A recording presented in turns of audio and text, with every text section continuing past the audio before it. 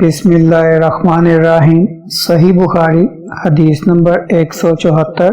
حمزہ بن عبداللہ نے اپنے باپ یعنی حضرت عبداللہ بن عمر رضی اللہ عنہ کے واسطے سے بیان کیا، وہ کہتے تھے کہ رسول اللہ صلی اللہ علیہ وسلم کے زمانے میں کتے مسجد میں آتے جاتے تھے، لیکن لوگ ان جگہوں پر پانی نہیں چھڑکتے تھے۔